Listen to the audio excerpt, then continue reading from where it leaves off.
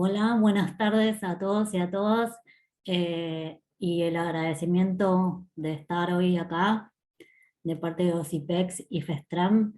Hoy tenemos el privilegio de empezar el seminario número 3, la importancia de la integración regional en un mundo en transformación, con la licenciada Mara Pasante, que me va a costar un poquito presentarla y ya van a ver por qué. Mara Espasante es licenciada en Historia por la Universidad de Luján, especialista en Pensamiento Nacional y Latinoamericano por la Universidad de Lanús. Actualmente es profesora adjunta del Seminario de Pensamiento Nacional Latinoamericano de la Universidad de Lanús y directora del Centro de Estudios de Integración Latinoamericana Manuel Ugarte en la misma universidad.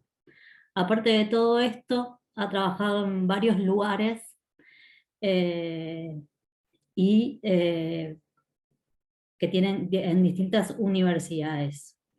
Nos va a acompañar las 3 clases que quedan y hago un aviso para todo el público que la clase de la semana que viene también va a ser el jueves. Así pueden ir agendando mismo horario, pero jueves.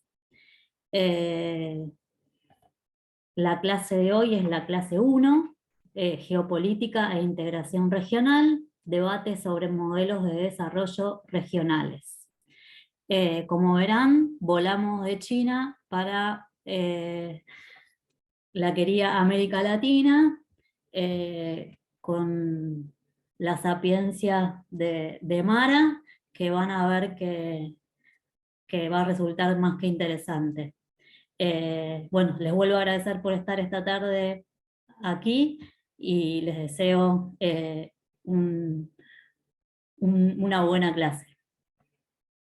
Les pido por favor que mantengan los micrófonos cerrados, no es porque los estamos, porque no los queremos escuchar, sino porque si no queda desfasado el video final que después es utilizado. Entonces les pedimos que cualquier cosa lo puedan escribir por el chat, igualmente que con las preguntas. Así que muchas gracias.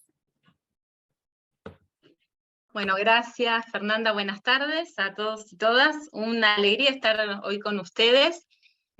Como ya me ha presentado Fernanda, bueno, ha dicho muchas cosas. Simplemente soy docente, soy historiadora y vamos a estar trabajando en este seminario, en estas 3 clases, con algunos de los ejes que ustedes habrán recibido el material. Hice una selección de bibliografía, si no la recibieron la van a estar recibiendo en estos días, como para poder pensar la integración regional latinoamericana desde nuestro presente y desde el contexto internacional tan complejo de la actualidad.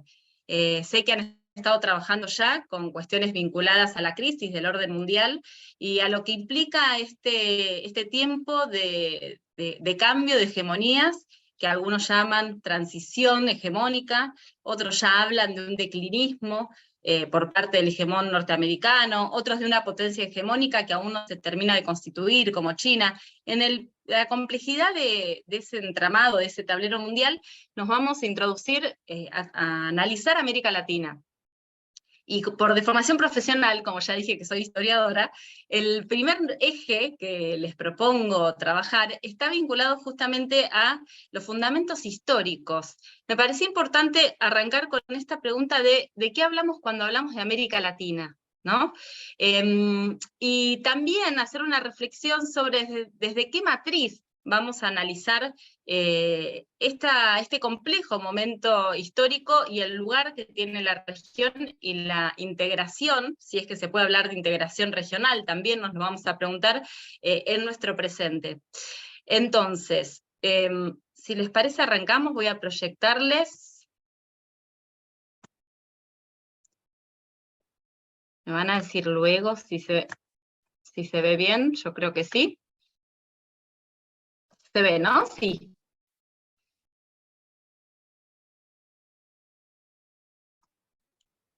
Ahí está, gracias Arnulfo, ahí me indica, muchas gracias. Bueno, aquí les decía, les les comparto, los 3 ejes que vamos a trabajar, hubo alguna variación en el programa y en la propuesta inicial, fundamentalmente porque queremos darle un espacio particular a la causa Malvinas, ¿sí? A 40 años del conflicto bélico del Atlántico Sur. Por lo tanto, el tercer encuentro va a estar destinado a analizar Malvinas desde la patria grande y desde la política internacional de América Latina, ¿no? En este primer encuentro, como yo les decía, vamos a trabajar sobre la historia de la integración y del pensamiento de la integración regional para marcar algunos hitos que nos permitan reflexionar sobre los desafíos del presente. Siempre que vamos a la historia, vamos a buscar preguntas, ¿no? Que nos permiten reflexionar hoy qué es lo que está pasando con esta integración. El encuentro que viene vamos a particularizar en recursos estratégicos, que con todo lo que han visto de China queda claro que no podemos hablar de geopolítica y de integración sin hablar de litio, sin hablar de agua, sin hablar de petróleo, sin hablar del petróleo no convencional, etc. Por lo tanto, el encuentro que viene vamos a hacer hincapié en esta cuestión de recursos, y como ya les dije, vamos a cerrar con Malvinas. Bueno, arrancamos entonces.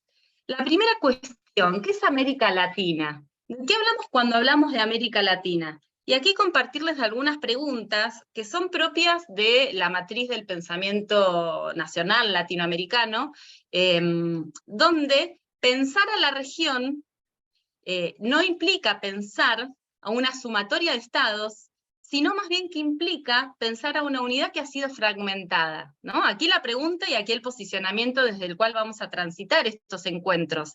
Este es un debate muy profundo, ¿no? ¿América Latina es una unidad fragmentada en estados-nación o somos una sumatoria?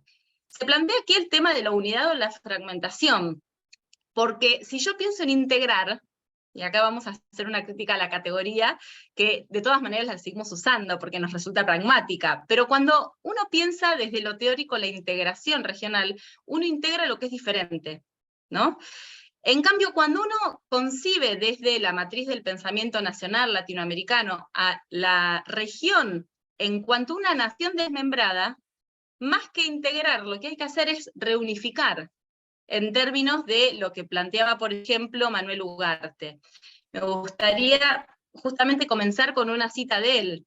Manuel Ugarte, no sé si algunos lo conocen, les pido que vayan comentando en el chat, porque más allá de esto que nos comentaba Fernanda, bueno, la dificultad de la participación oral, que la vamos a dejar para el final, si quieren ir comentando, no hay ningún problema, y les leo. Manuel Ugarte fue un gran pensador latinoamericano, argentino, pero definido por él mismo como un ciudadano latinoamericano, que hacia 1911 ya comenzó a plantear la importancia de concebir América Latina desde el concepto de la nacionalidad completa. Fíjense lo que escribía en ese mismo año. Él decía: todo nuestro esfuerzo tiene que tender a suscitar una nacionalidad completa y a rehacer, en cierto modo, respetando todas las autonomías, el inmenso imperio que España y Portugal fundaron en el Nuevo Mundo. Hemos vivido del reflejo durante muchos años, y es hora de que saquemos de nuestra entraña una doctrina, una concepción continental, que responda no a la quimera de lo que imaginamos ser, sino a la realidad de lo que somos. Solo se llega al porvenir pasando por el presente, y no basta tener los ojos fijos en el sol, es necesario mirar las piedras donde posamos el pie. Esta definición de Ugarte realmente me parece que tiene una vigencia y una actualidad muy importante, porque está planteando la existencia de dos tipos de nacionalidades. Una nacionalidad, lo que después Jauretche va a decir de patria chica, la argentinidad, la chilenidad, la bolivianidad, y una nacionalidad completa o superior que solo podrá ser posible en términos de la reconstrucción de aquella unidad fundante, de aquella nación que según Ugarte y según esta corriente ha sido desmembrada, ha sido balcanizada, como en algún momento lo dijo Abelardo Ramos. Y además agrega otro concepto que es fundamental, que está vinculado a la colonialidad del saber o la colonización pedagógica, como estos autores denominaron, al proceso por el cual desde América Latina nos leemos con categorías ajenas, ¿no? Esto que él plantea, hemos vivido muchos años del reflejo. Y este desafío, que es un desafío epistemológico, de poder pensarnos desde acá, uy, perdón, me fui del mapa, ahí estamos, este desafío, digo, que es un desafío del pensamiento, desde dónde nos concebimos. Cuando hablamos de relaciones internacionales y de geopolítica es fundamental tenerlo en cuenta, porque podemos tender en la trampa de, caer en la trampa de pensar las disyuntivas ajenas. Hoy el mundo atraviesa una serie de complejidades que las vamos a ir charlando y que ustedes ya las vienen analizando. La cuestión central es cómo analizarlas desde acá, cómo analizarlas a partir de nuestra propia realidad y según nuestros intereses, ¿no?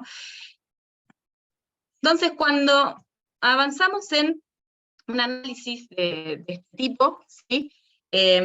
Vemos entonces que pensar América Latina implica mucho más que pensar un espacio geográfico donde encontramos una unidad de Estados-naciones. Fíjense este tercer mapa que vemos acá, que es el mapa del presente. Yo aquí les cito y recomiendo 3 autores: Manuel Ugarte, que recién los mencionaba, Abelardo Ramos, que fue quien editó por primera vez a Manuel Ugarte aquí en la Argentina, y Norberto Galazo, un historiador que tal vez conozcan, que además es mi maestro, así que no puedo ser muy objetiva con él, les recomiendo muchísimo. El prólogo del libro Unidos o Dominados tiene una síntesis de todo esto que estamos charlando, que es muy interesante porque conceptualiza qué es la nación latinoamericana y por qué hablamos de unidad y no de integración, ¿no? Desde los fundamentos históricos. Y estos autores lo que hacen en diferentes momentos es analizar esto que estamos viendo acá, que de manera muy sencilla podemos observar los límites políticos administrativos desde el momento previo a la independencia, ¿sí? Estamos ubicados acá, hacia 1776, después de las reformas borbónicas. Luego el segundo mapa, que es el momento de la emancipación, ¿sí? Posterior, ya 10 años después de Ayacucho, y el mapa de la actualidad. Yo no sé si ustedes llegan a ver bien por ahí, pero si no les voy a ir, por ahí si alguno está en un celular va a decir esto, después les mando el PowerPoint, así lo pueden agrandar, ¿sí? Pero les voy haciendo alguna observación que si estuviésemos en el aula, o en un salón, o en un espacio compartido, podría ser más participativo. Pero vamos a hacer el intento de identificar estos cambios y continuidades a través del tiempo. ¿Por qué digo esto? Porque cuando uno analiza simplemente un recurso tan sencillo como este, lo que observa es un proceso continuo de balcanización, tal como lo llamaba Abelardo Ramos, o justamente como planteaba Ugarte, de desmembramiento, ¿no? Esta imagen, esta metáfora del cuerpo, que la toma de Bolívar. Ugarte era un gran admirador de Bolívar, de San Martín, de todo lo que había sido el proyecto de unidad continental, y este concepto de desmembramiento es de la Carta de Jamaica, de Simón Bolívar, cuando en 1815 está analizando lo que ocurre en la América, y se da cuenta que sin unidad no iba a ser posible consolidar los procesos de independencia, ¿no? Entonces, este proceso que vemos aquí, por tomar el Río de la Plata, vamos a ver que muy rápidamente, donde existía una sola unidad político-administrativa, encontramos lo que hoy es la Argentina, Uruguay, Paraguay y Bolivia. Y si observan aquí, Bolivia todavía tiene la salida al mar. ¿Sí? Recién en 1879, con las guerras del Pacífico, va a perder esta salida. Luego, si vemos otras regiones, por ejemplo el norte de Sudamérica, esta zona de Nueva Granada y de la Capitanía General de Venezuela había sido unificada por Bolívar bajo el nombre de la Gran Colombia, un estado único dirigido y presidido por él, que luego se constituyó no solo en 3 estados, sino en 4, porque si ustedes miran del segundo al tercer mapa, lo que vemos aquí es la emergencia de Panamá, que era una provincia colombiana, y que a principios del siglo XX, a partir de un movimiento y de una insurrección promovida y financiada por los Estados Unidos, logra la secesión, se separa, e inmediatamente negocia con la potencia del norte la instauración del canal, ¿no? De este canal que metafóricamente y concretamente quiebra y divide a nuestra América. No solo esas 2 regiones, podemos ver tal vez el caso paradigmático del proceso de balcanización es Centroamérica. analizando la Capitanía General de Guatemala, ¿cuántos de nosotros y de nosotras hemos estudiado o hemos leído, por ejemplo, la historia de Morazán, ¿no? Un gran dirigente centroamericano que logró, luego de la independencia, formar la República Federal de Centroamérica, con un proceso de unidad donde cada uno de los estados parte, manteniendo cierta autonomía bajo un sistema de federación, concebían al espacio y al istmo, ¿no?, regional como una sola unidad política. Muchas veces estudiamos o analizamos los mapas sin considerar que atrás de cada una de las cartografías existe una representación de poder, ¿no? Porque cuando uno analiza la actualidad, la cantidad de pequeños estados nacionales que se encuentran en esta zona, bueno, no cabe más que preguntarse qué fue lo que ocurrió, cuáles fueron las causas y a quién beneficiaba justamente esta fragmentación. Y ni hablar si tomamos América del Norte y la pérdida de territorio en manos de los Estados Unidos, que estratégicamente lo que logró hacer fue la unidad de su estado continental. En términos de Metol Ferré, no sé si lo han podido leer, Metol Ferré hablaba de la necesidad o de la construcción de los grandes estados continentales industriales, ¿no? Él decía, para que una nación logre un verdadero desarrollo y pueda industrializarse, necesita la construcción de un gran estado continental, cosa que los Estados Unidos lo lograron a lo largo de todo el siglo XIX, en contraposición a lo que ocurrió en América Latina, que cada vez más se fue fragmentando de manera sostenida y lenta, ¿no? Pensemos además que en este proceso tuvo un rol fundamental, no solo Estados Unidos en la zona de América Central y del Caribe, sino fundamentalmente Inglaterra. Por tomar solo un ejemplo, en esta transición, las guerras civiles, de la cual el último capítulo va a ser la Guerra del Paraguay, o uno de los últimos capítulos, la diplomacia inglesa fue fundamental para lograr la fragmentación y la destrucción del pueblo paraguayo y del modelo industrial, ¿no? Paraguay era, además, el país más desarrollado justamente de toda la América Latina. Aquí estoy leyendo el chat. Después retomo algunas cuestiones. Bueno, de Ugarte. Luego vamos a hablar del momento de la Guerra Fría y del fin de la Segunda Guerra. Ugarte toma el proyecto de Simón Bolívar, justamente de San Martín. Sí, lo había mencionado justamente recién, ahora en un ratito de todas maneras vamos a profundizar algo de esto, ¿no? Bueno, entonces, ¿por qué podemos hablar de América Latina? ¿Por qué podemos hablar de un pensamiento nacional latinoamericano? Vamos a tomar a dos clásicos de esta matriz, a José Martí, héroe cubano de la independencia cubana, cuando él planteaba, la historia de América de los incas acá ha de enseñarse al dedillo, aunque no se enseñen la de los arcontes de Grecia. Nuestra Grecia es preferible a la Grecia que no es nuestra, nos es más necesaria. Esto lo escribía en 1891. En el año 35, Scalabrini Ortiz decía, todo lo que nos rodea es falso e irreal. Falsa la historia que nos enseñaron, falsas las creencias económicas que nos impusieron, falsas las perspectivas mundiales que nos presentan, falsas las disyuntivas políticas que nos ofrecen, irreales las libertades que los textos aseguran. Planteando en los dos casos la cuestión y la problemática de la colonialidad, del conocimiento, y la necesidad justamente de avanzar hacia un proceso de descolonización, para poder revisar las currículas y las formas desde las cuales se piensa América Latina en el sistema mundial.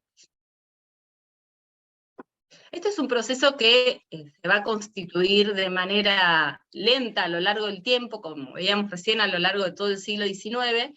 Simplemente con esto quería ya ir cerrando la introducción para entrar en los temas que nos competen, vinculados a, bueno, qué entendemos por integración y cómo podemos comprender los desafíos que en la actualidad, ¿no?, presentan los procesos de integración regional.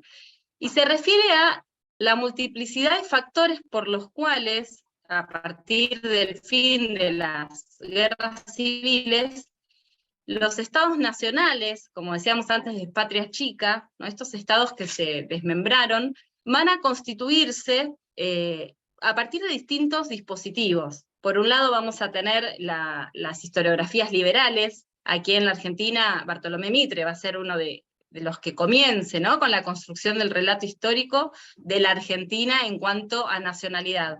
Pero en cada uno de los países latinoamericanos ocurre lo propio, con sus propios relatos de historia liberal. Obviamente que en este esquema la escuela y el sistema educativo va a obtener un lugar central, y como decía Jauretche, complementando con esto, el lugar de la prensa y de la pedagogía de las estatuas, ¿no?, que son otras formas de transmitir el relato del pasado, con el solo hecho de elegir cómo se nombra, a quién se nombra, a quién se rinde culto cívico en el espacio público. Bueno, ya estamos generando una valoración, ¿no?, de estas cuestiones. Ahí viene el chat, que es un espacio muy federal, y que hay, bueno, compañeros y compañeras de diferentes lugares, ¿no?, no solo de Santa Fe, sino también leía por Misiones. Si uno analiza justamente la toponimia, se encuentra con que, más allá de la diversidad y de nuestra historia tan rica, y cada una de las historias provinciales tan ricas, muchas veces aquellos héroes, entre comillas, que aparecen homenajeados, están vinculados con el proyecto del centralismo porteño, que es quien terminó de consolidar este Estado nacional de Patria Chica. Insisto en esto porque estos son los fundamentos que tenemos que tener en cuenta para pensar la importancia de la integración en términos políticos y en términos estratégicos y tácticos. Y toda esta introducción que hice, que aclaré que iba a ser un poco propia de mi origen y de formación profesional, está vinculada a esta idea central. Abelardo Ramos decía: América Latina se encuentra dividida no porque es subdesarrollada, sino que es subdesarrollada porque está dividida. Primera idea central. Y segunda idea central: el ejercicio pleno de la soberanía solo puede realizarse en el marco de la integración / reunificación regional. Aquí lo vamos a utilizar en forma indiferente, porque el concepto de integración, todo el mundo nos entendemos cuando hablamos de integración regional, a qué estamos haciendo referencia, a los procesos que tienden a la unidad, pero en términos conceptuales, me parece importante tener en cuenta esto. ¿Por qué? Porque tal como decía Manuel Ugarte, y que luego va a retomar el mismo Perón, en un ratito vamos a estar charlando de eso, cuando propone el ABC. Ahora voy a dejar de compartir pantalla a ver si les veo un poco, ahí veo algunas caras, aunque sea. Este mismo concepto de soberanía incompleta está marcando un tema central, que la integración regional es prioridad, o debe ser prioridad, en la política pública de cualquier proyecto nacional, popular y emancipador. Y esto es algo central. Cualquier proyecto que busque la emancipación de nuestros pueblos, como prioridad tiene que tener en su horizonte la reunificación / integración, vamos a plantearlo, ¿no? En realidad uno dice la unidad es el proyecto y la integración económica, política, territorial, de infraestructura son las herramientas, pero lo que tenemos que tender es hacia la unidad. ¿Por qué? Porque es la única manera de tener el ejercicio completo de la soberanía. Es la única manera de ejercer soberanía. La hipótesis que se plantea acá es la hipótesis de la soberanía incompleta, que esto va a tener mucha influencia en Perón, que no solo lo había leído Ugarte, obviamente que con una gran diversidad de fuentes y de escuelas también vinculadas a los autores propios de los estudios de la defensa, pero también de la influencia de los escritos de Ugarte, que de hecho fue embajador nombrado por el mismo Perón, ya siendo mayor, como un acto de reconocimiento a lo que había sido la vida de este pensador, ¿no?, que había aportado tanto en el terreno teórico. Lo que se plantea es esto, en términos económicos, en términos políticos, en términos de infraestructura. Si no logramos la construcción de este Estado continental, no podremos generar las condiciones para un desarrollo de las fuerzas productivas, y no solo por una cuestión de escala, porque hay un tema central que está vinculado con una cuestión de mercado de consumo y de la escala en cuanto a los indicadores macroeconómicos, ¿no? No es lo mismo ser 45 millones, obviamente, que ser 100 millones.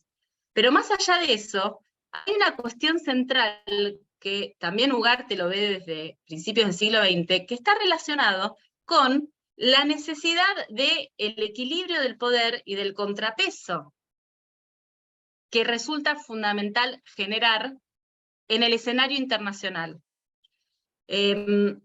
Ahora vamos a desarrollar, vamos a como aplicar digamos, estos conceptos en 3 momentos distintos. En el momento de la emancipación, en el momento de los movimientos nacionales populares de los años 40-50, y en los momentos, o en el proyecto de unidad de principios del siglo XXI.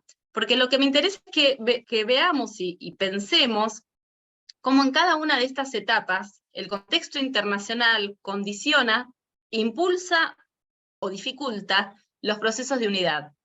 Porque eso nos va a dar algunas pistas para reflexionar sobre qué pasa hoy en el actual contexto de transición hegemónica y de reconfiguración del orden mundial. Que más que orden mundial, yo hablaría de desorden, ¿no? O algunos dicen un poco, le ponen un entre paréntesis al concepto orden, porque las formas que ha tomado la disputa por el control hegemónico a nivel internacional, bueno, generan dificultades que ya todos y todas conocemos, ¿no? Bueno, seguimos entonces. Vamos a volver al... A ver... La voy a hacer trabajar a la compañera, porque después va a tener que editar el video para que estas desprolijidades de la tecnología no salgan. Ahí continuamos, ¿eh? Ahí está.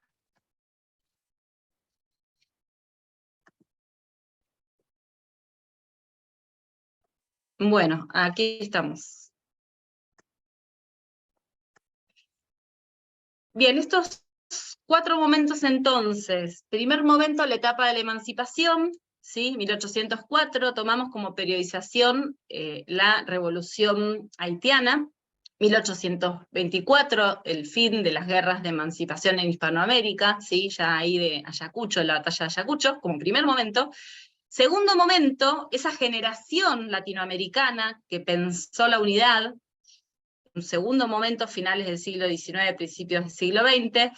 Tercer momento, los movimientos de liberación nacional, fundamentalmente el peronismo. Y el cuarto momento, los movimientos nacionales y populares, algunos lo denominan post-neoliberales, y aquí es donde se abre el debate más interesante, ¿no? Que mi propuesta es que cuando termine la exposición, hacia el final del encuentro sí podamos abrir los micrófonos y conversar en una segunda etapa para que después la edición sí resulte más sencilla. Entonces, avanzando hacia el primer momento.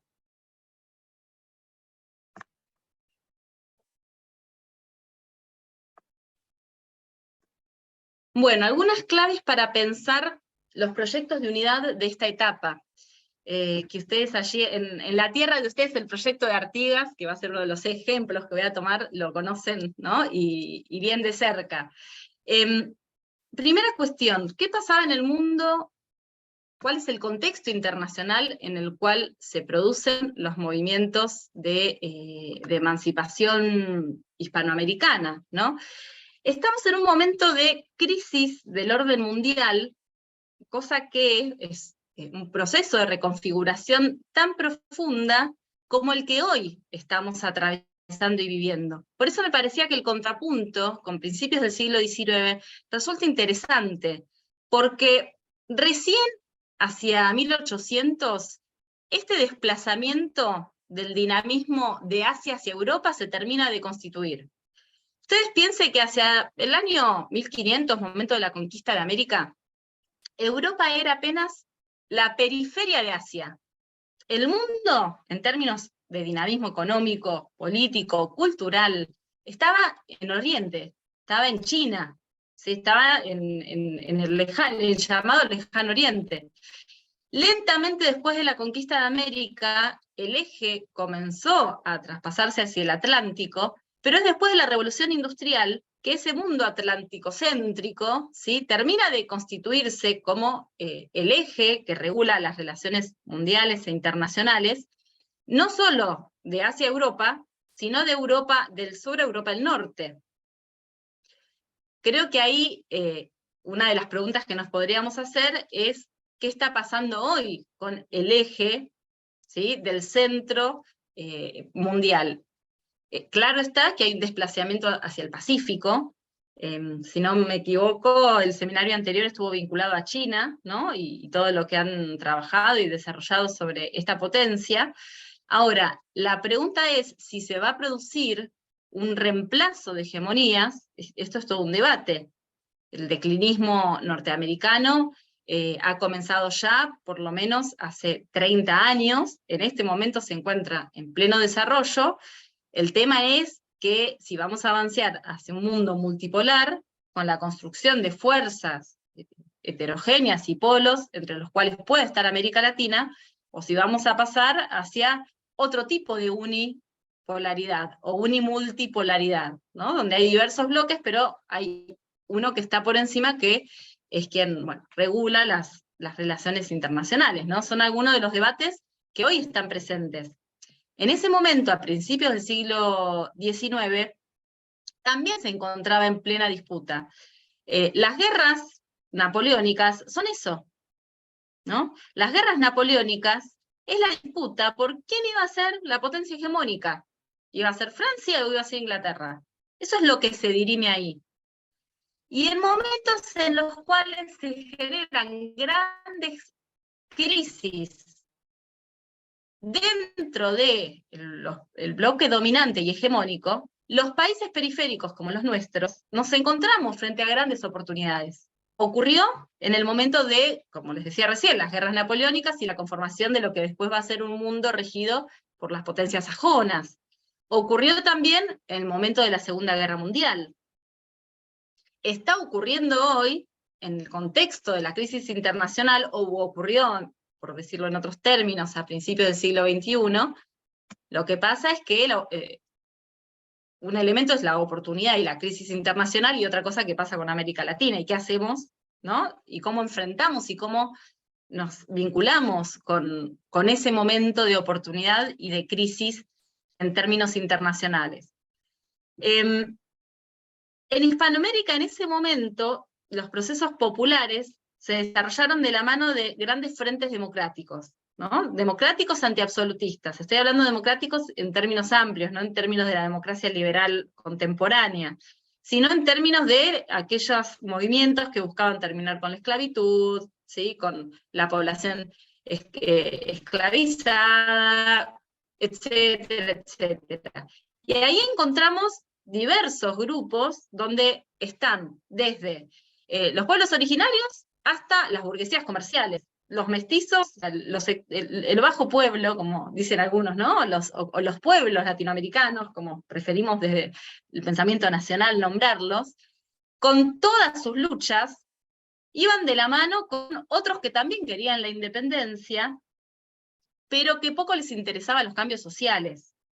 Y que por el contrario, estaban mirando lo que pasaba en Europa, ¿no? Y esto también haciendo paralelos con otros momentos históricos, miraban lo que pasaba en Europa, pero más que para buscar la oportunidad de una reconfiguración soberana, para generar un esquema de grandes negocios y de complementariedad con aquellas economías. Por decirlo muy claramente, nuestro territorio, San Martín y Rivadavia, ¿sí? Rivadavia, representante de la burguesía comercial porteña, participa del proceso revolucionario, de hecho va a gobernar, o va a estar presente primero en el primer triunvirato, luego en los años 20. Bueno, ahí el litoral tuvo mucho que ver para que se vaya hizo una gran obra histórica con este señor que, entre otras cosas, generó la primera deuda externa del territorio argentino, ¿no? Con el empréstito Baring Brothers, por ejemplo, entre otras tantas. Y digo, como convive esta burguesía comercial con San Martín, con todo lo que implica el proyecto emancipador y liberador de San Martín, apoyado por las grandes mayorías populares. Y aquí es donde aparece la cuestión de la unidad, ¿no? Durante el siglo XIX hay diversos proyectos de unidad continental que tenían sustentos, tenían sustrato, un poco como decía Ugarte, que estaban mirando el suelo que pisaban. A mí me parece que esa es una frase que la tenemos que tener todo el tiempo presente, ¿no? O aquellos que conozcan a Rodolfo Kusch, por ejemplo, no sé si hay aquí lectores de Rodolfo Kusch, un filósofo americano muy interesante, donde plantea lo mismo, esto de somos el suelo que pisamos, y el suelo gravita, y desde el suelo en el que estamos pensamos. En ese momento, ¿por qué digo esto? Porque muchas veces se suele mencionar estos proyectos de unidad con ciertos rasgos vinculados a algo utópico, ¿no? Eran los grandes soñadores. No sé si les ha pasado de leer, bueno, San Martín, Bolívar, los grandes soñadores. Entonces pareciera ser, sin otro concepto que se utiliza, el hombre que estaba adelantado a su tiempo. Entonces parece ser que se los saca de la arena política y se los pone en el terreno del proyecto y de la utopía, cuando en realidad cada uno de estos elementos, de estos proyectos, estaba leyendo el chat, ahí voy a ir retomando, cada uno de estos proyectos tienen un fundamento importante. Artigas, ¿sí? Y el proyecto de la Confederación Americana, y aquí no les voy a contar a ustedes esta historia, que me imagino que cuando hablamos de la independencia del 16 deben protestar, y con buena razón, porque en nuestro territorio en el 15 ya hubo una previa declaración de la independencia de la mano de este gran caudillo popular, que pensaba la América toda, no pensaba el Uruguay. Esto de decir que Artigas es el padre de la nación uruguaya es tremenda falsedad histórica, ¿no? La falsificación constante que la historia liberal hizo. Pensaba en un sistema confederal diferente al de San Martín. San Martín quería una monarquía, era promonárquico. Diferente al de Bolívar. Bolívar quería presidencia vitalicia. Ahora, ¿qué los unía a todos? El proyecto de unidad y la convicción de que la única manera de lograr la independencia política, pero también la soberanía económica, era lograr la unidad continental. Por eso es que cada uno de ellos lo propone por distintos caminos. Por la Confederación Americana I, Manuel Belgrano, mediante el proyecto de la monarquía inca, que es un proyecto muy apoyado, fuertemente apoyado, por toda la población originaria del noroeste y por gran parte de los diputados del Congreso de Tucumán de las provincias, apoyado por San Martín y apoyado por Güemes. Y esto es algo que se conoce poco, el proyecto de Belgrano de coronar un inca. Bartolomé Mitre en su biografía de Belgrano dice extravagante idea, irrealizable en sus formas. Y uno dice, bueno, si fuese tan extravagante, ¿por qué se dedicaron tantas sesiones extraordinarias del Congreso de Tucumán a trabajar este tema? ¿No? Que existen las actas y se pueden consultar. Bueno, Bolívar y San Martín. Este año se cumplieron 200 años del abrazo de Guayaquil. Tema interesantísimo para pensar estos ejes de unidad continental. Revisando los documentos, escribiendo un artículo, me encontré con un tratado que la verdad es que yo no lo tenía muy presente, y cuando revisé la bibliografía sobre esa época, los textos de historia, los manuales tampoco lo estudian demasiado, que es un tratado que firma el Perú con la Gran Colombia un mes antes del encuentro en Guayaquil, ¿no? Un mes antes. El tratado, por parte de San Martín, lo firma Monteagudo, que era un gran pensador y revolucionario de esa época, y Bolívar envía también a un hombre en su representación. Un mes antes de ese abrazo, sobre el cual después se dijo, ¿no? Se generó todo un halo de misterio, de tratando de generar una enemistad entre estos dos grandes hombres, que no existió, pero un mes antes se produce este tratado donde se establece la unión perpetua del Perú y de Colombia. Pensemos que en esa época, si volvemos al otro mapa, estamos hablando de la unión perpetua de Perú, lo que hoy es Colombia, Venezuela, Ecuador, Panamá, con proyección a la unión con Chile, porque San Martín había enviado mandatarios a Chile y al Río de la Plata, donde de la Fuente, que es el hombre que San Martín envía para convencer a los rioplatenses de que se sumen a esta unión perpetua, es muy bien recibido por los caudillos, que le dicen, le dan apoyo político, estamos en el año, sí, 22, 1008-22, ya no existía el poder central. Los caudillos le dan apoyo político, pero le dicen a De la Fuente, no tenemos un mango, básicamente, no tenemos recursos, y cuando llega a Buenos Aires, la burguesía comercial, Rivadavia, directamente lo invita a retirarse y dice que ya Buenos Aires hizo mucho por esos países lejanos, ¿no? Y en ese acuerdo, en ese tratado, hay un artículo que a mí me parece que sintetiza el espíritu y la búsqueda de la unidad y de la hermandad de los pueblos, porque uno de los artículos dice: los peruanos serán tratados en Colombia como colombianos y los colombianos en Perú como peruanos.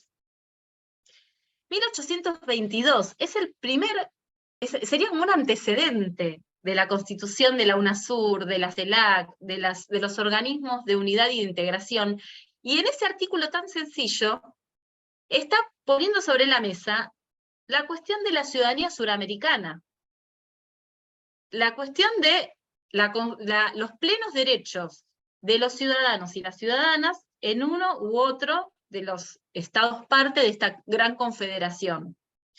Me parecía interesante mencionarlo, podríamos hablar mucho más de esta etapa, pero vamos a continuar, pero me parece que es un antecedente fundamental, porque todos los proyectos de unidad posteriores se referencian en la mística de esta etapa.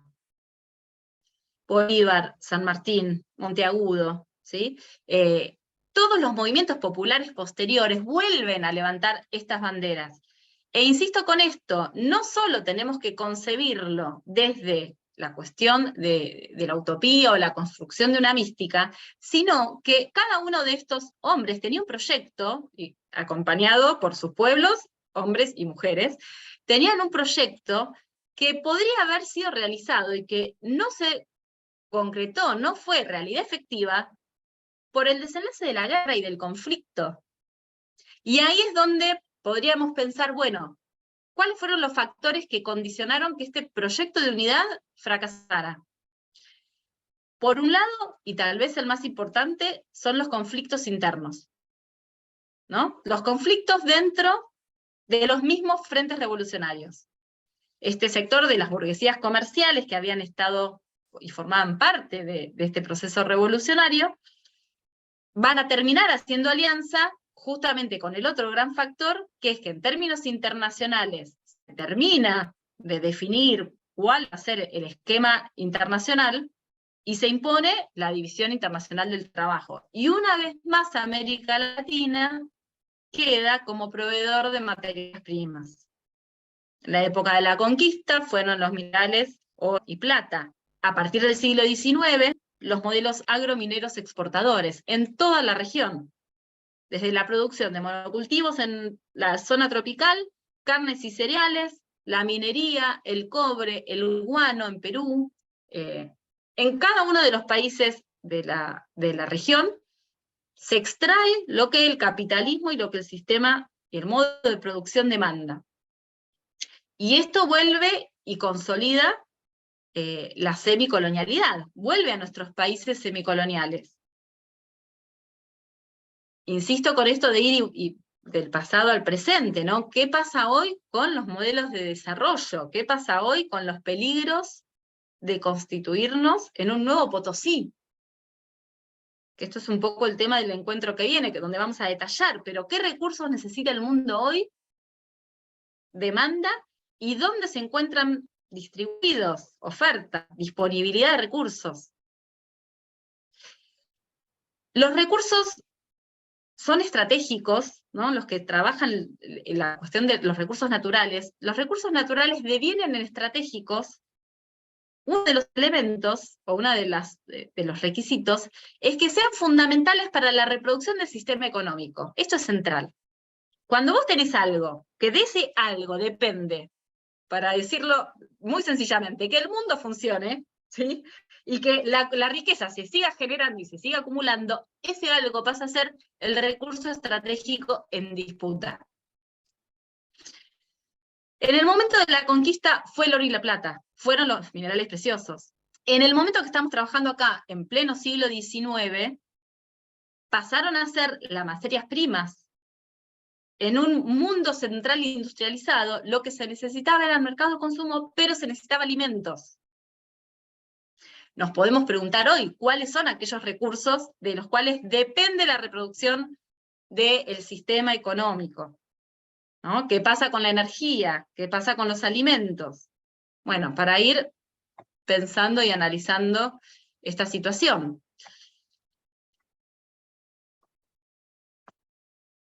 Para avanzar entonces, lo bueno es que la historia no es lineal, como nos enseñaron los positivistas. No es, ¿no? Siempre haciendo una línea de un progreso indefinido. La historia es marcha y contramarcha. Corsi ricorsi, diría Benedetto Croce, un historicista italiano. Marcha y contramarcha, vamos y venimos. Esto es fundamental que lo tengamos en cuenta, porque a veces concebimos el desarrollo histórico desde la propia forma del pensamiento occidental, de considerar esta cuestión lineal, ¿no? y progresiva, y América Latina no se puede entender si no vemos las marchas y las contramarchas. En algún punto hay procesos cíclicos. Los pueblos americanos originarios concebían al tiempo así, forma circular, o espiralada. Entonces, en el mismo momento en el que se estaban construyendo estos estados oligárquicos, extractivistas, esta generación que hemos mencionado ya a Martí y hemos mencionado a Ugarte, iba generando desde lo ideológico una crisis justamente del positivismo, ¿no? Iba poniendo sobre la mesa los elementos y los límites del positivismo, en un contexto en el cual el imperialismo, ¿sí?, estaba distribuyéndose el mundo, y donde Europa Occidental finalmente, luego de ese largo siglo XIX con crisis y conflictos, se había constituido en las potencias mundiales que van a dominar el conjunto del territorio. Lo cual, cuando esto mismo entra en conflicto, con las guerras mundiales, es donde comienza la otra etapa. Esto lo vamos a pasar un poquito más rápido, porque si no, no vamos a llegar a los ejes que me interesa plantear, y además quiero escucharles. Veo que en el chat están escribiendo, pero bueno, después vamos a habilitar el intercambio, si luego Fernanda nos ayuda con eso, pero bueno, vamos a avanzar sobre este otro momento. El momento en el cual este sistema, ¿no?, de construcción de las potencias hegemónicas, finales del siglo XIX, principios del siglo XX, entra en crisis a partir de las guerras interimperialistas, porque en realidad las guerras mundiales son llamadas mundiales, pero si uno observa quién se enfrenta, por qué se enfrenta, son guerras interimperialistas en las cuales los países de las periferias, ¿no? La Argentina se mantuvo neutral en una posición soberana y muy particular, pero el conjunto de las periferias son empujados al conflicto y a la guerra, donde se dirime nuevamente, ¿sí?, quién es la potencia o las potencias hegemónicas, o cómo se organizan las relaciones internacionales. Fíjense cómo acá la complejidad de los propios movimientos políticos y las luchas internas y los movimientos que se producen en términos internacionales, como esto es un constante ida y vuelta. En este momento, a partir de los años, yo acá elegí el año 10, porque en 1910 se produce la Revolución Mexicana, que es un hecho muy importante en la historia latinoamericana, muchas veces poco estudiado, poco conocido, una revolución que va a dar origen luego a la reforma agraria en México, ¿no? la Revolución Mexicana en el 10, lo que va a ser el APRA peruano, Cárdenas, luego en México lo hemos mencionado, Vargas en Brasil, y obviamente el peronismo en la Argentina, ¿no? Un momento en el cual los movimientos populares, al igual que había ocurrido en el siglo XIX, son policlasistas, y acá me parece que es interesante ir viendo esto. Los países como los nuestros y las regiones como las nuestras, que son regiones periféricas, que no han superado la semicolonialidad, que tienen tareas pendientes vinculadas a la soberanía, ¿sí? A nada más ni nada menos de poder decidir sobre nuestros propios destinos, algo que tendría que ser tan básico para todos los pueblos. Cada vez que se constituyen los movimientos que buscan avanzar hacia la emancipación y hacia el ejercicio de la soberanía, deben reunir muchas fuerzas sociales y diversas, que tienen puntos en común, pero que también tienen conflictos internos. Cualquier parecido con la realidad en nuestro presente no es pura coincidencia, digamos, ¿no? A mediados del siglo XX, depende del país, ¿sí? Siempre me gusta dar ejemplos de diferentes espacios de la patria grande, para no solamente pensarlo en Argentina, que es el que más conocemos, pero ya sea en el México donde se encuentra el campesinado, o en la Revolución Mexicana, por ejemplo, del 52, perdón, de la Revolución Boliviana del 52, donde los mineros tuvieron un lugar central, o en el caso de la Argentina, donde el movimiento obrero organizado, con el peronismo, generan los cambios y las conquistas sociales tan profundas. También se encuentran otros sectores sociales, como por ejemplo las burguesías industriales nacionales. Esta cosa tan complicada que desde la concepción eurocéntrica, ¿no? Hablábamos al principio de la colonización pedagógica, que cuesta tanto comprender a cierto sector de la intelectualidad argentina, y ni hablar de afuera. Dicen, ¿qué es el peronismo? ¿Cómo puede ser? ¿No? ¿Cómo tenemos un obrero y al dueño de la fábrica en el mismo movimiento político? Esta dificultad para comprender los movimientos policlasistas que se dan en América Latina, que además tienen la particularidad que por ser tan heterogéneos, por lo general se constituyen de la mano de un liderazgo fuerte que expresa la síntesis de esa diversidad. Y además solo pueden ser comprendidos porque no solo nos encontramos frente a la existencia de lo que se llama la cuestión social o el conflicto social, sino también nos encontramos frente a la existencia de la cuestión nacional irresuelta, ¿no? La cuestión de la soberanía irresuelta, que eso es lo que ordena aquí a la alianza de clases que conforman cada uno de estos movimientos. En este contexto, el peronismo tiene un posicionamiento muy claro hacia los proyectos de unidad continental. Cuando Perón propone la conformación del ABC, Argentina, Brasil, Chile, lo hace no solo considerando o proponiendo una unión de 3 países, sino que para él era el inicio o era el núcleo, ¿sí?, por el cual luego se iba a desarrollar la unidad del conjunto de Sudamérica. Y en sus propios discursos se explica, y lo dice en estos mismos términos, y ahora lo vamos a escuchar, son 2 minutitos, un video que les voy a compartir, donde plantea, el mundo necesita lo que tenemos. Tiene una mirada vinculada a la defensa nacional y a la necesidad de la unidad, no solo por todo lo que venimos conversando, sino por una cuestión estratégica de la defensa de los recursos. Entonces, a ver si se escucha, yo creo que sí, ahora les voy a compartir con sonido.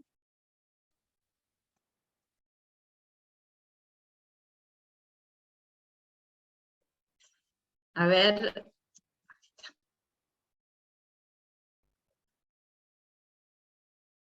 1949, dije con motivo del Tratado de Complementación Económica que tenía por finalidad constituir una comunidad económica latinoamericana con fines de integración continental, que el año 2000 nos encontrará unidos o dominados. Ahora es preciso que sin pérdida de tiempo se unan férreamente para conformar una integración que nos lleve de una buena vez a constituir la patria grande que la historia está demandando desde hace casi 2 siglos y por la que debemos luchar todos los que anhelamos que nuestros actuales países dejen de ser factoría imperialismo y tomen de una vez el camino de grandeza que nos corresponde por derecho propio. El futuro de un mundo superpoblado y superindustrializado será de los que dispongan de mayores reservas de comida y de materia prima. Pero la historia prueba que tales reservas son solución solo si se las sabe y se las quiere defender contra el atropello abierto disimulado de los imperialistas. Una humanidad realizada. Si nuestra liberación es inseparable de la liberación continental, debemos coordinar también esta lucha con la de Asia y África. ¿Es esta lucha del tercer mundo la que puede universalizar la liberación del hombre? Natural es el tercer mundo. Y hoy, nosotros, los que trabajamos dentro de esta línea, estamos en el tercer mundo. Y trabajamos en el tercer mundo y estamos conectados, todos los dirigentes de América estamos conectados con ese tercer mundo, como estamos conectados con la idea de la liberación del continente. Y trabajamos para eso. Y creemos que la juventud, que la gente del futuro debe aferrarse a esa posición. Año 1940. Y trabajamos en el tercer mundo y estamos conectados, todos los dirigentes de América estamos conectados con ese tercer mundo, como estamos conectados con la idea de la liberación del continente. Y trabajamos para eso. Y creemos que la juventud, que la gente del futuro debe aferrarse a esa posición, porque será la posición del futuro. Esta concepción o digamos esta vocación independentista y liberadora es también continuidad de las viejas vocaciones nacionales, de la guerra patria. Es natural en nuestro país, no es un secreto para nadie, que el imperio inglés se fundó sobre los despojos del imperio español. Vamos a ver, continuamos.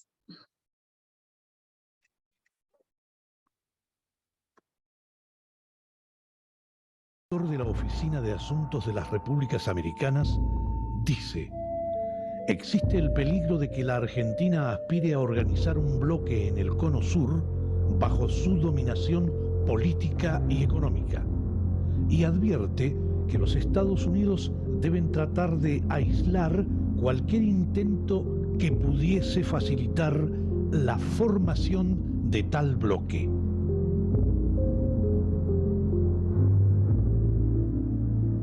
Llega a Buenos Aires Milton Eisenhower, hermano del presidente de los Estados Unidos. Le comunica a Perón la preocupación que existe de infiltración comunista en el continente y le pide que apoye en la próxima reunión de los países latinoamericanos la formación de un sólido bloque anticomunista. De regreso a Estados Unidos, Milton Eisenhower dirá: salí de Buenos Aires como llegué, con las manos vacías. Perón es un personaje complejo, debemos estar muy atentos. Por nuestro propio interés, debemos ayudar a los países latinoamericanos.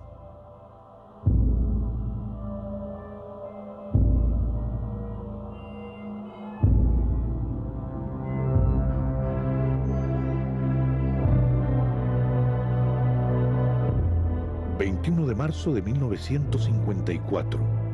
en la Conferencia de Países Americanos en Caracas...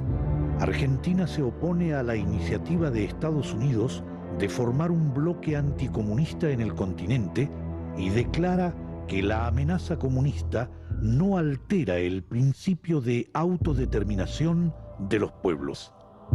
El director de la Oficina de Asuntos de las Repúblicas Americanas... acusa a la Argentina de poner escollos en la salvaguarda de nuestra civilización occidental y cristiana. El capitalismo ni es civilización ni es cristiano. Juan Domingo Perón. Haces a Dios que vengo condenando por igual los abusos del comunismo y los abusos del capitalismo. A medida que ellos avanzan en sus luchas con sus mismos errores, el hombre del mundo se va dando cuenta que ninguno de los dos traerá la solución ni la paz que la humanidad anhela.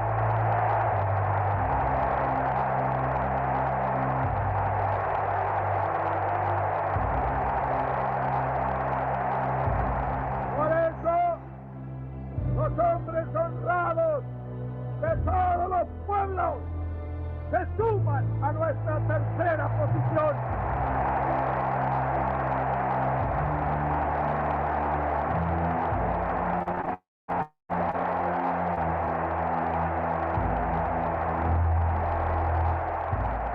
Yo he dicho infinitas veces que estábamos en contra de toda política internacional imperialista. Eso es lo que quiere el pueblo argentino para todos los pueblos de la tierra. ¿Sí o no?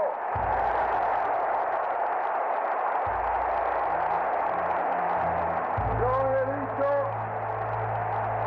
que nosotros trabajamos primero para la República Argentina, después para el continente americano y luego para los otros pueblos de la tierra. Y lo he dicho porque eso es lo que quiere mi pueblo. ¿Sí o no?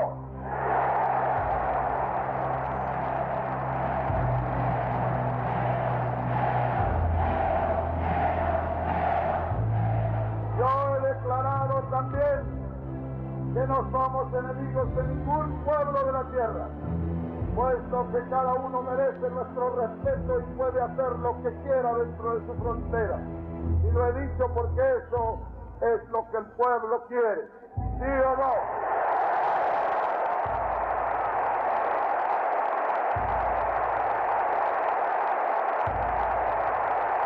El mundo entero ha sido testigo de nuestra posición internacional clara y definida. ¿Quiere o no quiere el pueblo argentino que seamos amigos con todos los pueblos de la humanidad?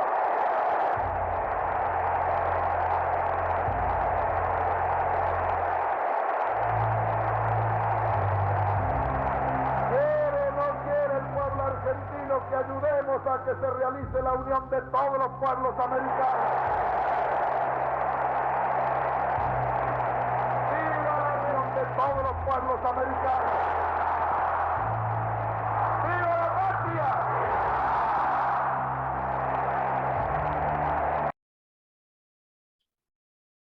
Bueno, ahora sí podemos abrir el debate.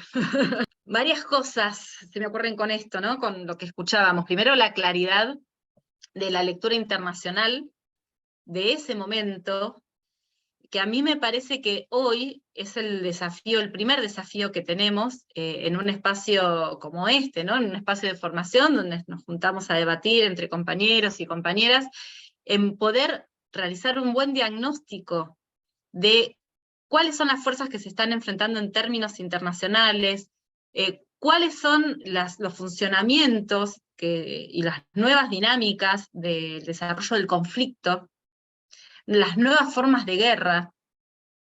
El mundo en el cual Perón habla no existe, en el sentido de las características a partir de las cuales se desarrolla el conflicto. El tema es la claridad del diagnóstico permite la elaboración de la política pública y de la política estratégica. Fíjense que ahí aparece con mucha claridad la cuestión de la unidad, la cuestión de la defensa de los recursos, la conciencia de la disponibilidad de recursos frente a lo que demandaban las potencias, pero me parece un elemento que por ahí hablaban en el chat de la emoción, ¿no? Del elemento emocional, pero me parece que es fundamental mirar dónde está diciendo lo que dice. ¿Dónde está diciendo lo que dice? Pensemos nosotros y nosotras hoy en qué escenarios escuchamos hablar de unidad, de integración, de la hermandad de los pueblos, de la defensa de la soberanía en los términos que lo planteaba Perón.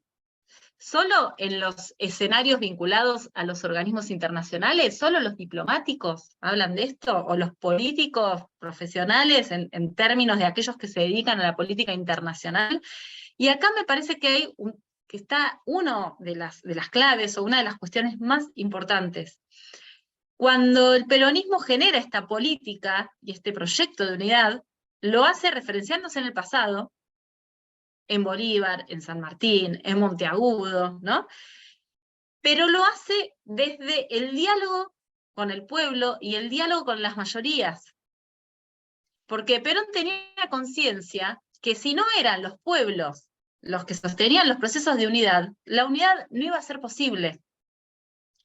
Por eso es que más allá de la pedagogía política que hace, ¿no? Donde explica, donde anuncia, donde una y otra vez, a partir de sus múltiples intervenciones, da clases de historia y de geopolítica, más allá de eso, impulsa la creación de la ATLAS, de la Asociación de Trabajadores Latinoamericanos, envía embajadores obreros, agregados obreros a todas las embajadas de la región, en particular de América Latina, agregados y 2 agregadas mujeres hubo, con la conciencia de que solo la unidad de los trabajadores y también del estudiantado acompaña un proceso de unidad y de articulación de los movimientos estudiantiles de América Latina, con la conciencia de que solo los pueblos son los que pueden sostener estos procesos de unidad.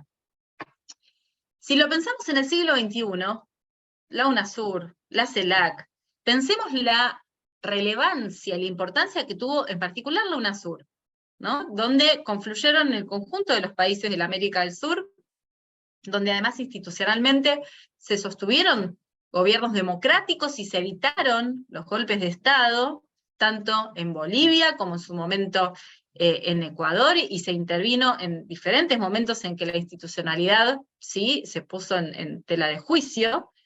¿Qué pasó cuando en el 2015, de un día para el otro, porque además casi fue así, un día para el otro, en general uno simplifica, dice un día para el otro, bueno, en historia todo es más complejo, es verdad que en historia todo es más complejo, pero en esta ocasión, en 2 años, del 2015 al 2016-17, se desarmaron, se vaciaron, se desarticularon los organismos regionales. Empezando por la UNASUR,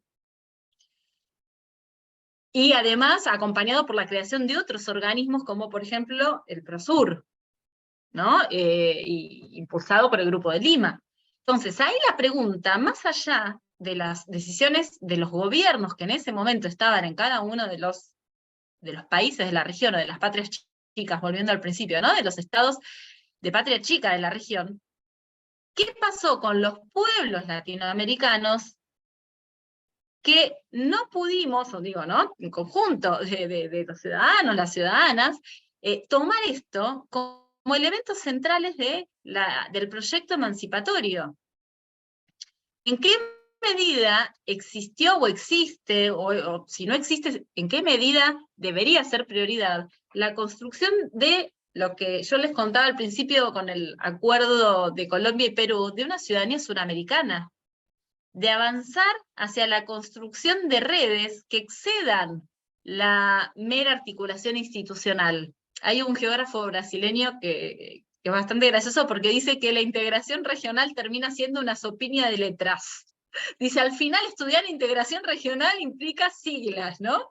El ALAC, el ALADI, el ta, ta, ta. Dice, al final pierde sentido y termina siendo una sopiña de letras. Bueno, eso es muy propio de la segunda mitad del siglo XX, cuando derrotado o derrocado, porque no fue derrotado, por lo menos fue una batalla, no el conjunto de la guerra, el movimiento peronista, con mucha resistencia por parte de Chile y de Brasil para constituir el ABC, este proyecto de unidad soberana, no de integración, de unidad continental soberana, va a ser reemplazado por otros esquemas de integración, que siguen la lógica del desarrollismo, que siguen la lógica de buscar la unidad aduanera, la unidad o los acuerdos arancelarios, otro tipo de lógicas que nada tienen que ver con toda esta corriente que venimos analizando y trabajando, donde se concibe la unidad desde otros parámetros y con otros objetivos. dije recién al pasar, pero me quiero detener porque tiene que ver con lo cultural, que para mí es un tema importante, que cuando Perón viaja a Brasil y a Chile a convencer y a disuadir, ¿no? Y eso que si no te disuadía Perón, está complicado, si no te convence, digo, fue y le puso todo, trabajaba con la prensa y le hicieron una entrevista, 12, cantidad de entrevistas, realmente llevó adelante una política de tratar de generar conciencia de la importancia de la unidad de estos tres países, y se encontró con una fuerte resistencia, no en los gobiernos, porque después de hecho Vargas va a terminar trágicamente, y uno de los motivos por los cuales se lo denostaba a Vargas era por acusarlo de ser víctima del imperialismo argentino. Los poderes hegemónicos establecidos y constituidos, sedimentados en las relaciones internacionales y fundamentalmente en los dispositivos culturales, generó un profundo rechazo en gran parte del pueblo brasileño y en gran parte del pueblo chileno, no tanto en sus bases, que también existió este resquemor, sino fundamentalmente en aquellos dispositivos que construyen sentido. Ahora, si arrancamos la charla hablando de la escuela, de la colonización pedagógica, de la historia de Patria Chica, en la escuela no estudiamos lo que pasó, no tenemos ni idea de la historia brasileña, no tenemos idea de la historia boliviana. Claro, todo lo que ocurre en política internacional latinoamericana es concebido desde la propia frontera, y desde la propia frontera, la propuesta de Perón era imperialismo. Desde esta óptica, ¿no? Se entiende lo que digo. No porque fuese el objetivo del proyecto del ABC.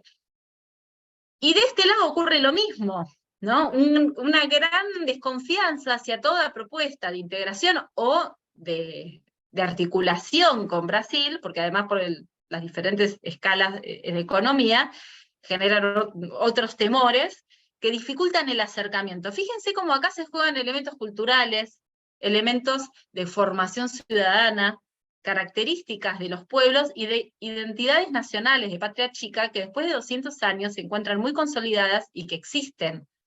Hoy yo no puedo venir acá y decir, bueno, somos latinoamericanas y latinoamericanos y no tenemos que ser más ni argentinos ni brasileños, fue una nación ficticia. Y sí, se constituyó como un proyecto hegemónico de la clase dominante, pero después de 200 años esas nacionalidades se sedimentaron.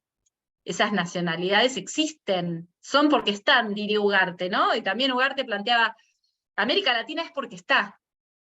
Hay una parte que tenemos que construir, pero hay una parte que está, porque nos reconocemos en nuestra diversidad, tenemos muchos elementos de unidad.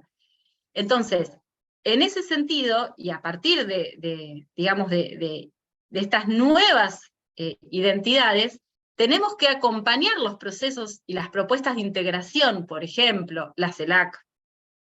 La tenemos que acompañar no solo de instancias institucionales que piensen la integración económica, qué pasa y qué hacemos con la moneda, qué pasa con la infraestructura, qué pasa con la energía, qué pasa en el campo de la salud, qué pasa con las patentes, un gran trabajo que hay en el campo científico, pendiente, ¿no? Integración en cada uno de los campos de la vida nacional y política nacional en cuanto a latinoamericano, regional. Pero también, ¿qué pasa en el plano cultural, en la construcción del nosotros y nosotras latinoamericanas y latinoamericanos?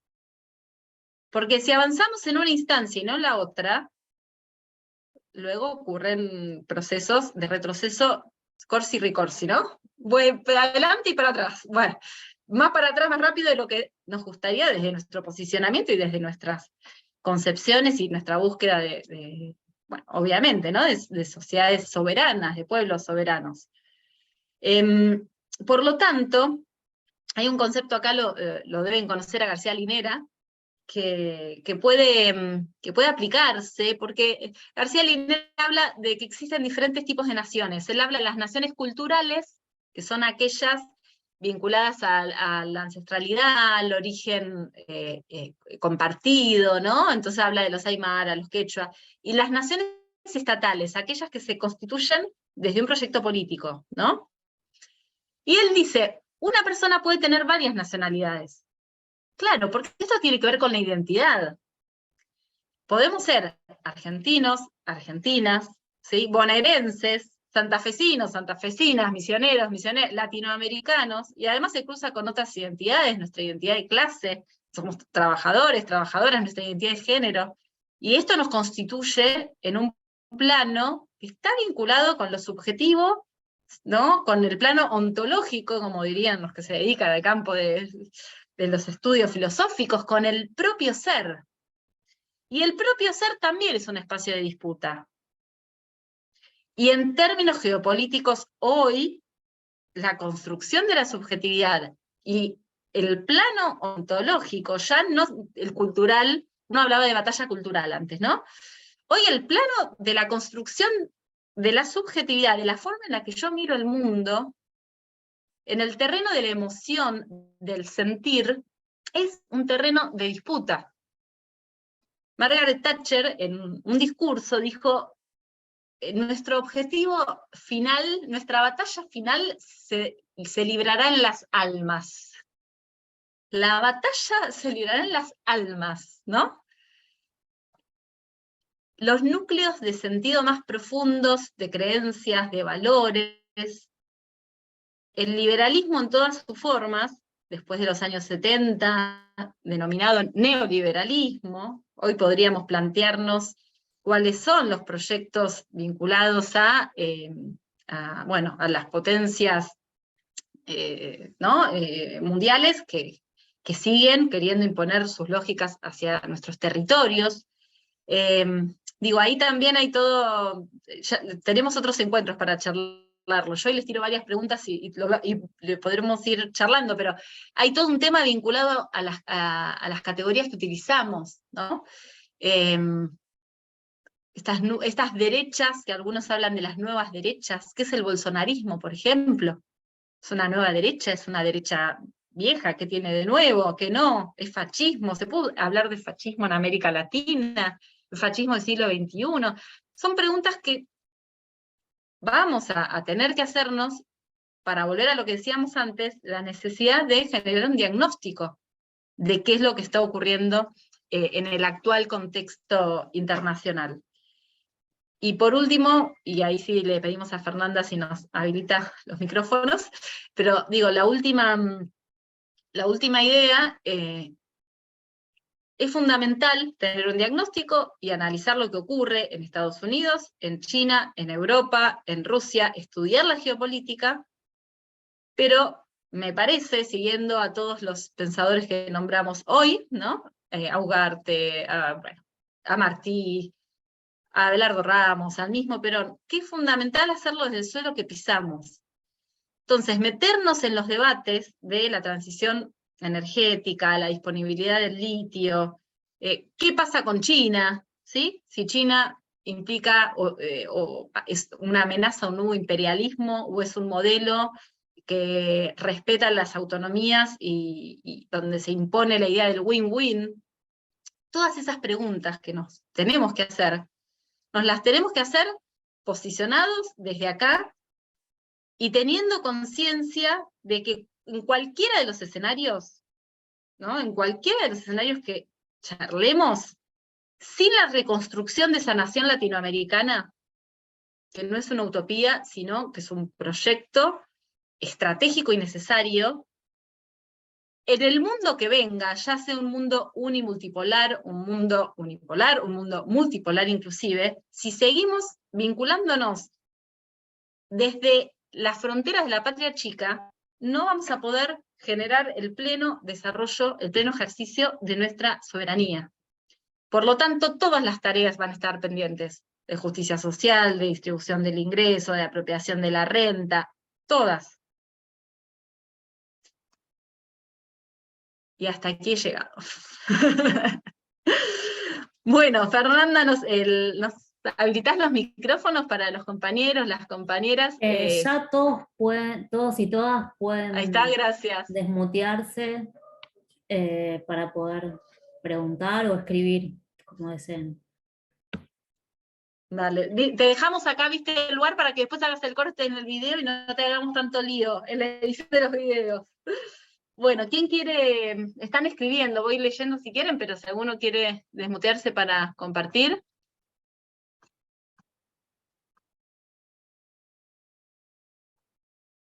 Bueno, hablan que grande Perón, esta es la salida, hay que volver a la comunidad organizada, el buen vivir y la patria grande, la salida de este sistema de vida capitalista neoliberal financiero.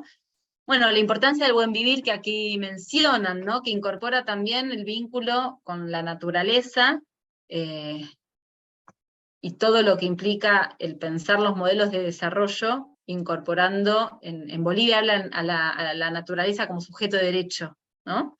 Lo que implica este vínculo.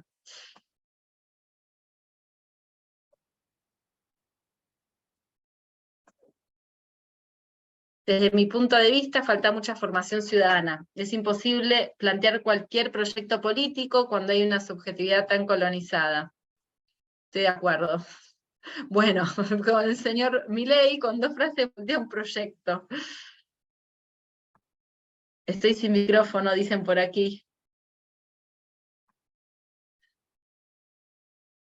Bueno, ¿alguien quiere hacer alguna pregunta? ¿Algún comentario?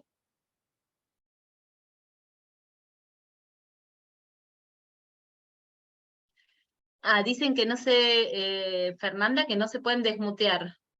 A ver.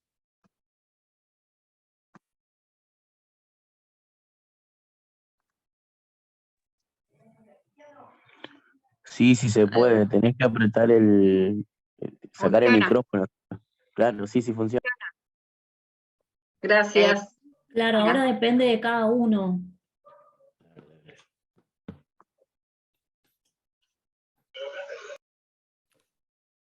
Yo iba a hacer una especie de mezcla de pregunta y reflexión. Dale. Jorge habla de mí. Hubo unos años entre 2005 y 2010 que estuvieran vivos los líderes de la primera oleada, como se dice, y parecía que existía una ilusión de que iba a ser más largo, pero también ocurrió que en 5 años se puede hacer mucho. El tema es que no había un proyecto común, digamos. Hay anhelos, pero no proyectos. Para hacer algo operativo, tiene que uno tener algo preparado, preparar su propio planeta para cuando se alineen, digamos. Puede pasar que vuelva a alinearse, así sea 1 año, 3 años, que uno puede acelerar las cosas, pero si tiene muy preciso la hoja de ruta y en qué asunto se puede acelerar. Es una primera un poco reflexión y pregunta, ¿no? ¿Qué prerequisitos para trabajar el planeta de uno y a su vez qué hoja de ruta para acelerar, ¿no es cierto? Y hay una segunda parte que es que está en nuestra cultura de cierta militancia y dirigencia, de que parece que los procesos de unión e integración solo lo pueden hacer los estados o los gobernantes. Con lo cual, es efímero, digamos, y muy transitorio. Hay que imaginarse entramados socioculturales y económicos inclusive, que se pueden acelerar, digamos, a nivel territorial. Por dar un ejemplo, las leyes de cooperativas de varios países pueden llegar a unificarse si se trabaja a nivel de militancias y de movimientos cooperativos. A nivel cultural, lo mismo, muchas producciones pueden llegar a hacerse no solo asociado con España, como es habitual algunas producciones, sino con otros países de nuestro sur, ¿no es cierto? Así que un poco esas dos cosas, ¿no es cierto? Los vectores de aceleramiento que podamos llegar a tener claro para cuando se alinean los planetas. Y segundo, ¿qué caminos tendría que hacerse en el entramado sociocomunitario que no dependa de los gobiernos? Estoy totalmente de acuerdo, digo, me parece que planteas como la cuestión, ¿no? O las dos cuestiones.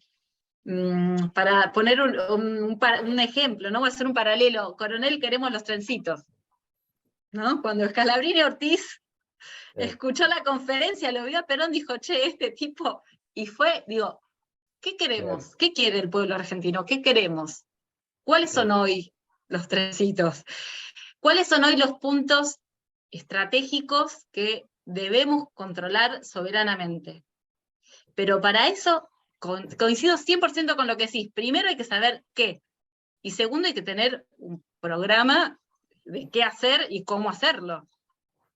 Scalabrini se había pasado estudiando 15 años la historia de los ferrocarriles argentinos y conocía al dedillo las empresas, el entramado jurídico, administrativo, ¿no?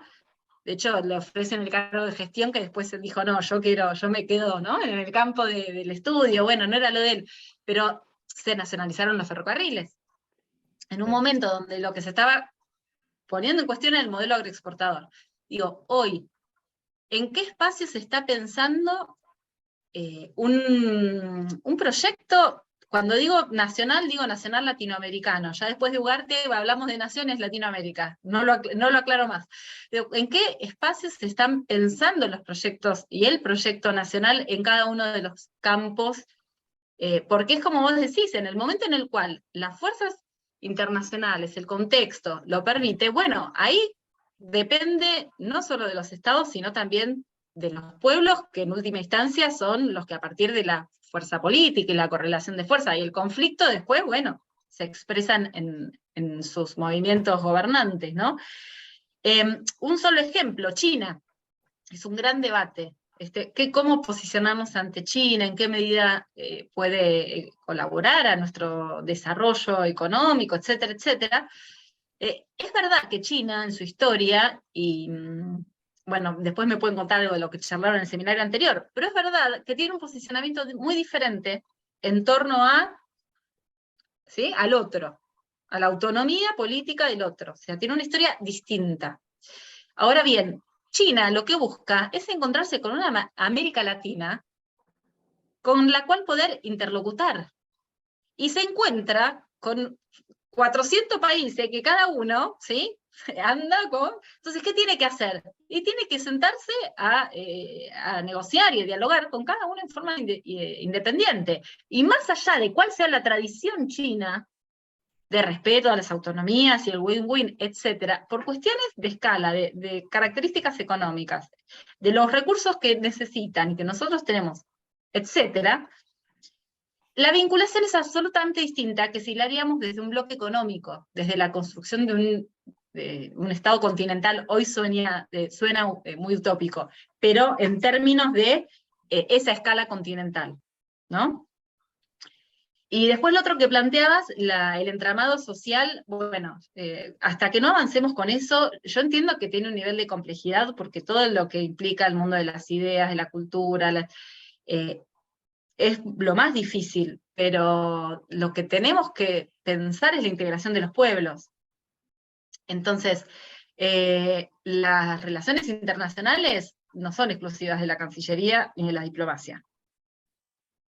Sí, el movimiento obrero organizado, sí, los movimientos campesinos, movimientos de mujeres, la multiplicidad de expresiones bueno, que para los peronistas son las organizaciones libres del pueblo, pero que el nombre que cada uno le quiera poner, si esas organizaciones de la comunidad no generan las redes, bueno.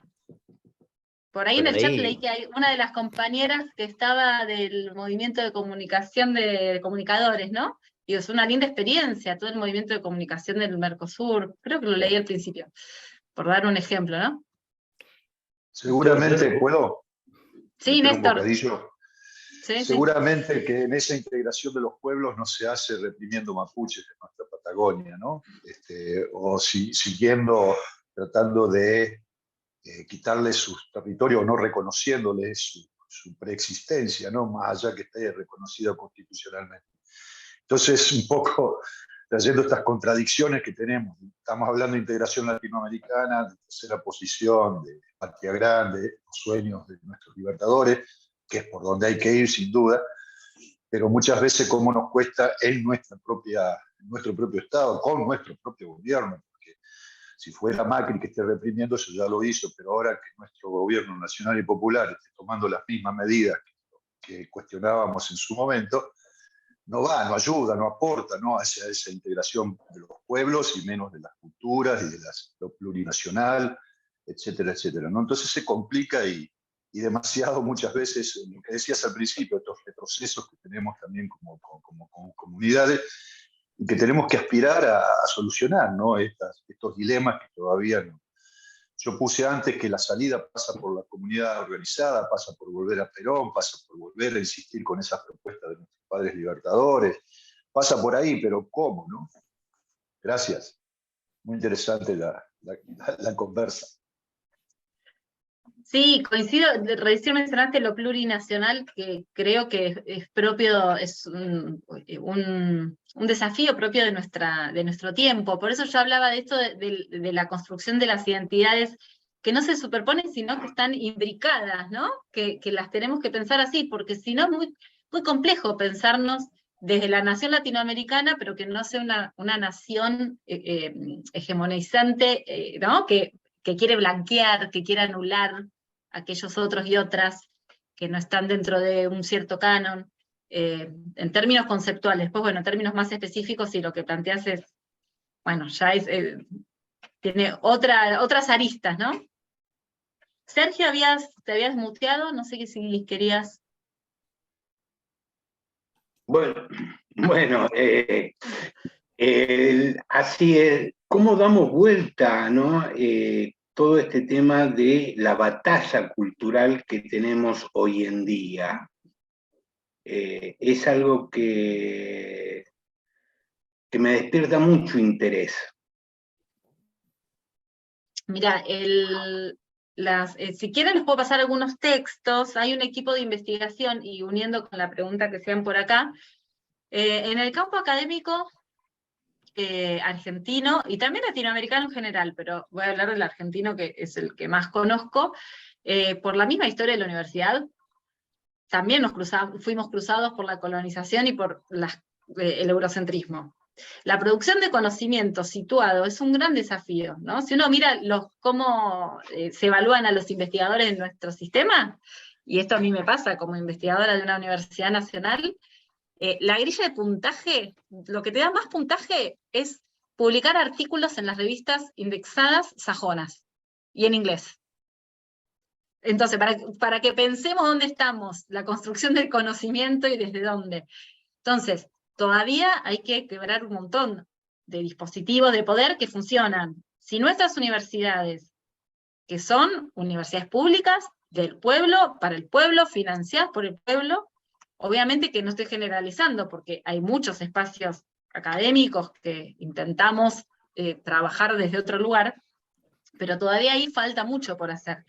Pero bueno, dentro de aquellos espacios que hoy están pensando, por mi parte formo parte de la Universidad de Lanús, entonces conozco y siempre difundo y comparto lo que hacemos allí, porque es un espacio que estamos desde la fundación, su universidad muy comprometida con la unidad regional. Hay muchos espacios en diversas universidades, y hay unos que trabajan esta cuestión que vos mencionabas, Sergio, de las nuevas formas de guerra.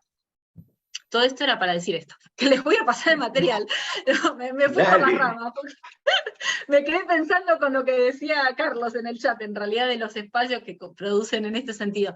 Las nuevas formas de guerra donde obviamente la cuestión del Big Data y el desarrollo de las nuevas tecnologías, la utilización de las redes sociales. De hecho, antes de que terminemos, les voy a pasar acá en el link, hay una académica, una investigadora que invitamos hace poco, Busaniche, que dio una conferencia en la universidad, que la tenemos desgrabada, un artículo muy interesante, que ahora se los voy a compartir en el chat, donde genera un análisis muy detallado de cómo funcionan esos nuevos dispositivos de poder. Porque además, lo que estamos observando es un proceso de guerra que se encuentra absolutamente descentralizada, ¿no?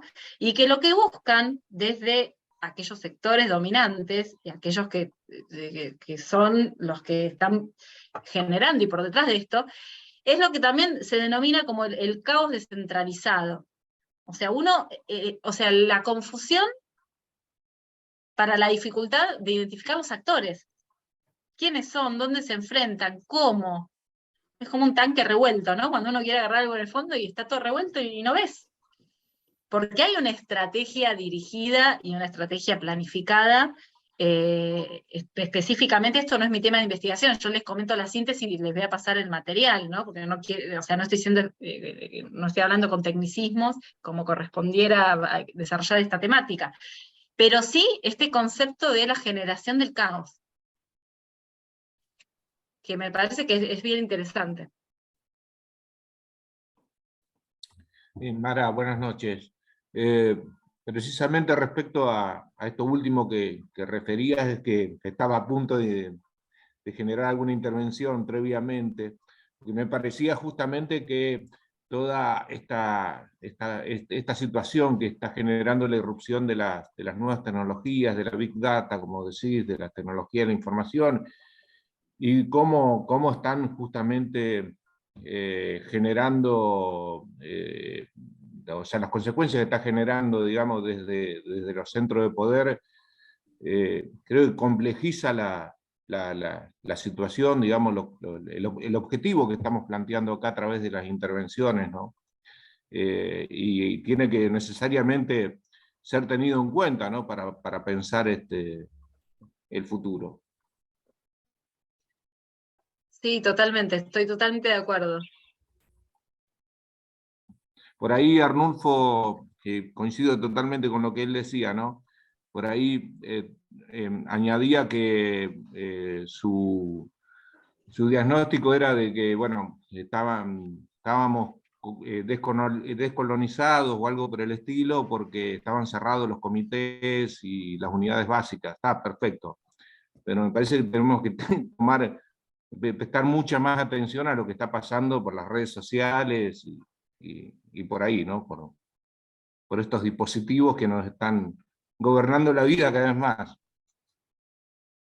Sí, que cuesta tanto entenderlos, por eso hay que buscar a quienes estén estudiando y ponerse también a estudiar y a orientar los espacios, especialmente públicos, de investigación hacia estas temáticas, que son las que nos competen, porque si no estudiamos, si no hacemos una geopolítica del poder, no estudiamos cómo está funcionando, que hay grupos que lo están haciendo. Ahí les compartí un cuaderno donde hay muchos de los investigadores e investigadoras que vinieron a presentar ponencias sobre estas temáticas. Mara, buenas noches. ¿Alguna Carlos otra cuestión? Sí, Carlos. Hola, Carlos. ¿Cómo estás? Un gusto. ¿Cómo va, compañera? Mire, vamos cerrando la actividad de hoy, pero sí. quiero decirle que su intervención de hoy ha generado un efecto que hay que evaluarlo, porque han empezado a aparecer en este seminario un montón de gente peronista, que antes estaba callada, tranquila, y empiezan a salir debajo de las baldosas y detrás de las cámaras y de los micrófonos. Así que si a esto le sumamos la compañerada de Venezuela, que sigue estando firme en el seminario, me da la impresión de que vamos a volver a tener una muy buena convocatoria el próximo jueves, reiteramos, el próximo jueves, de nuevo a las 18 horas con Mara, para poder seguir trabajando esto. Estamos prácticamente llegando al horario tope. Sí. Así que veo que hay gente que por ahí se quedó con alguna cuestión, pero como estos temas los vamos a volver a retomar y a pegarle una vuelta de rosca, me parece que ahí Fernanda me compartió la hora de los hornos, yo ya la he estado mandando y la voy a terminar de completar también, porque me parece que es un material, yo le decía por WhatsApp a Fer que nosotros en FESTRAN consideramos que es un material indispensable para la formación de los militantes y dirigentes sindicales, sociales de cualquier tipo, obviamente lo político. Así que no me quiero extender mucho más, simplemente marcarte este problema que ha generado, que están empezando a salir peronistas de todos lados, ¿no? Hay algunos que se les hace agua a la boca, yo los conozco, vos no los conocés al chaqueño, no conocés al de Rafaela que salió, hay varios ahí. Así que un enorme abrazo y nos encontramos el próximo jueves, ¿puede ser? Gracias, Carlos. Buenísimo. Sí, me parece perfecto. Y la verdad es que yo no los conozco y esta dinámica, a mí extraño la presencialidad y encontrarnos. Y sí, soy una investigadora y académica, pero ante todo una militante. Así que, y además considero que el conocimiento siempre es situado y que uno tiene que decir desde dónde habla. El que avisa no traiciona, desde ese punto dice de en el barrio. vista, permítame un detallito. Justamente en este fin de semana largo que vamos a predisponernos a sobrellevar ahora, tengamos en cuenta por qué y a qué se debe, y creo que lo que he conversado hoy, y mirando esto desde la diversidad cultural y mirando desde el encuentro y de la integración de los pueblos, me parece que viene muy bien para no solamente ir a pasear, sino también leer y reflexionar y situarse, como decía Rodolfo Kusch, en ese sentido nos plantea muy bien una mirada concreta como para también situarnos donde estamos, quiénes somos y organizarnos desde las bases y no desde arriba hacia abajo. Un buen fin de semana para todas y todos y muchas gracias. Compañeras, compañeros, gente de todas las provincias de la Argentina, de Bolivia, de Paraguay, a la compañerada Mayira y al compañero leal de Venezuela, enorme abrazo para todas y todos, nos volvemos a encontrar el próximo jueves. Carlos, déjame decir algo cortito. Sí, de Wanda, esa he perdido ahí en el medio de Misiones, diga nomás Rulfo. Peronista de Wanda también, sí. También tenemos gente perdida en el medio de Misiones, Mara, esto también tenés que saber. Lo leí en el chat. Solamente volver a hacer hincapié en la necesidad de la formación. A mí me parece que es la clave, porque no le podemos hablar a un pueblo que no tiene conocimiento, que no tiene idea de lo que uno le está planteando. Y me parece en ese sentido que la comunicación tiene una deuda, porque el tema es cómo comunicamos las cosas para que la gente los entienda. Y en ese sentido tengo que decir que sobrevaloro muchísimo esto, no es que sobrevaloro, sino que valoro muchísimo esto que estamos haciendo, esto que Carlos sabe, yo siempre que hablo con él de algunas cosas, siempre le insisto en el tema de la formación, y realmente este encuentro de hoy para mí fue maravilloso, así que te felicito. Creo que Gracias, sí. Acá tenemos otro peronista escondido en el medio de Misiones, la señora Ana Berraute, la señora Ana Salgado. Vos tenés que empezar a googlear y te vas a dar cuenta qué clase de público tenés. Cerramos a cámara. Gracias, compañeras y compañeros. Gracias, buenas noches.